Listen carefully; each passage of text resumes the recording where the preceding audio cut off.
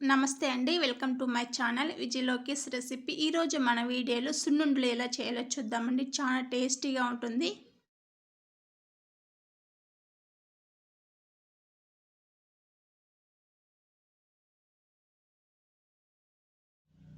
ఒక కడాయి తీసుకున్నానండి. కడాయిలో ఒక కప్పు దాకా ఉద్దిపప్పు తీసుకున్నాను. ఇది కొలతలతో ఉన్న కప్ అండి.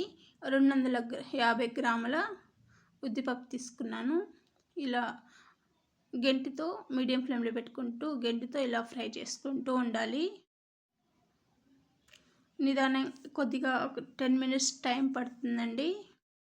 ఇలా ఫ్రై చేసుకుంటూ ఉన్నామంటే స్మెల్ అనేది చాలా బాగుంటుంది. కలర్ కూడా చేంజ్ అవుతుంది. నోట్లో వేసుకున్నామంటే సౌండ్ వస్తుందండి.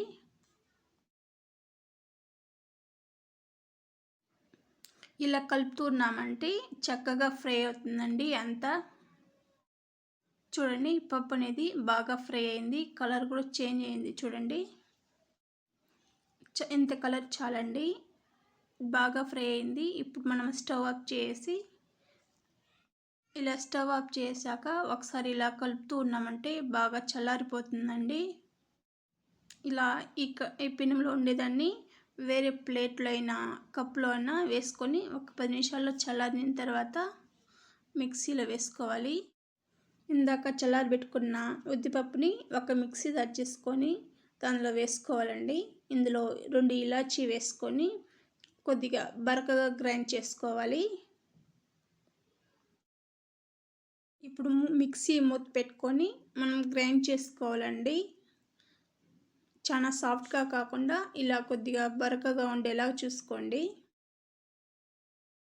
ఈ పిండిలోని ఒక కప్పు ఉద్దిపప్పుకి 1 కప్పు బెల్లం కరెక్ట్గా సరిపోతుందండి. మీరు తీపి ఎక్కువగా తినే వాళ్ళైతే ఇంకొద్దిగా వేసుకోండి.